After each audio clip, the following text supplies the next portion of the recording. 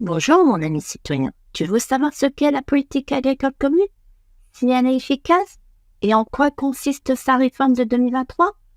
Écoute bien ce podcast, n'hésite pas à liker et à partager avec tes amis. Qu'est-ce que c'est que la politique agricole commune? La PAC, c'est une politique mise en œuvre par l'Union européenne dans le but de développer et soutenir les agricultures des États membres. Elle a été créée par le traité de Rome en 1957 et elle a été mise en place en 1962. Ses objectifs étaient très clairs. Accroître la productivité de l'agriculture. 2. Assurer un niveau de vie équitable à la population agricole. 3. Stabiliser les marchés. 4. Garantir la sécurité des approvisionnements. 5. Assurer des prix raisonnables aux consommateurs. Depuis, s'y sont ajoutés les principes de respect de l'environnement, de sécurité sanitaire et de développement rural. Comment elle est financée, la PAC? Par 2 fonds qui font partie du budget de l'Union européenne. Le Fonds européen agricole de garantie, le FEAGA, et le Fonds européen agricole pour le développement rural, le FEDER. Actuellement, la PAC est d'environ 55 milliards d'euros par an. En France, ce sont l'État et les conseils régionaux qui sont responsables de la mise en œuvre et des paiements. Les agriculteurs bénéficient à l'origine d'aides indirectes, c'est-à-dire des prix garantis, leur assurant un prix minimum pour leur production, de restitution aux exportations, c'est-à-dire des subventions, et une préférence communautaire. Introduite en 92, les aides directes, qui visent à compenser la baisse des prix garantis et le gel partiel des terres. Qu'est-ce qu'on entend par aide directe exactement? C'est l'aide à l'élevage, le soutien au développement de la bio, les aides aux agriculteurs en zone de montagne, l'aide à l'installation de jeunes agriculteurs ou encore le soutien aux investissements qui permettent d'aider à moderniser des bâtiments d'élevage pour être plus performants en termes économiques ou environnementaux ou de bien-être animal. La PAC est-elle efficace? Pour cela, je vais me référer à 2 rapports rédigés par la Cour des comptes européenne et la Cour des comptes française. La Cour des comptes française a réalisé une enquête sur les aides directes du Fonds européen agricole de garantie. Elle a constaté que malgré l'ampleur du financement consacré aux aides directes de ce fonds, 7,8 milliards d'euros par an pour la France, les outils de suivi et d'évaluation font défaut. Et par conséquent, l'objectif qui porte sur l'amélioration du revenu de l'agriculteur et la protection de l'environnement prévu par le règlement de l'Union européenne n'est pas respecté. Un manque d'évaluation des effets des aides par le ministère de l'Agriculture.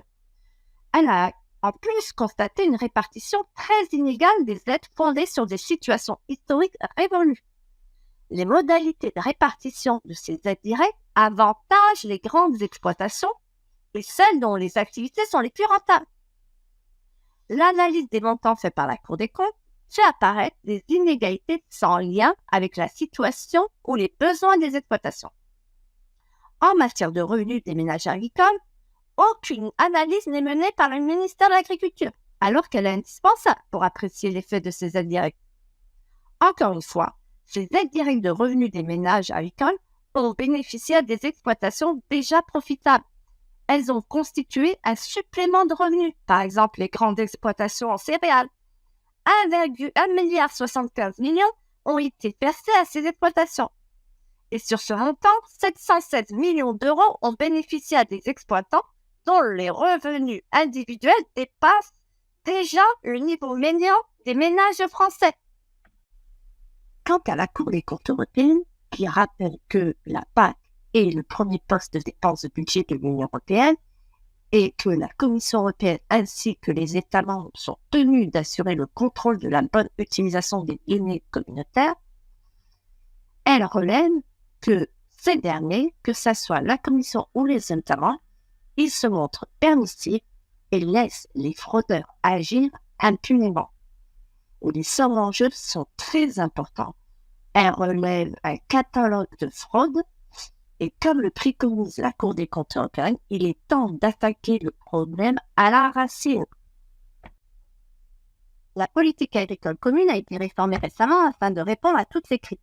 Cette nouvelle PAC, qui s'applique depuis le 1er janvier 2023, pour la période 2023-2027, dispose d'un budget d'environ de 387 milliards d'euros et s'articule autour de 10 objectifs clés à visée sociale, environnementale et économique. Il s'agit 1. D'assurer un revenu équitable aux agriculteurs. 2. Renforcer la compétitivité. 3. Améliorer la position des agriculteurs dans la chaîne de valeur. 4. Agir contre le changement climatique. 5. Protéger l'environnement en favorisant la gestion efficace des ressources naturelles. 6. Préserver les paysages et la biodiversité. 7. Soutenir le renouvellement des générations. 8.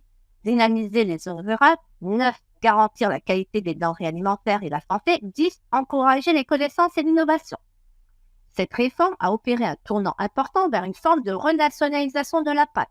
Qu'est-ce que ça veut dire? C'est que la PAC donne davantage d'autonomie aux États membres en vertu du principe de subsidiarité.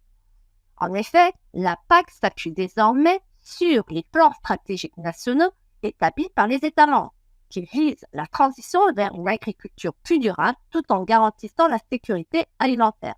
Ainsi, les États membres peuvent adapter les aides aux spécificités de leur territoire agricole. Regardons maintenant le plan défini par la France, validé par la Commission. La France s'engage à conforter les aides aux revenus des agriculteurs tout en les ciblant davantage vers les filières et les territoires les plus fragiles. 2. Encourager une diversification des systèmes de production avec notamment un objectif de 18% de la surface agricole utile en agriculture biologique en 2027. Et 3. Revaloriser les soutiens aux jeunes agriculteurs pour un renouvellement de génération.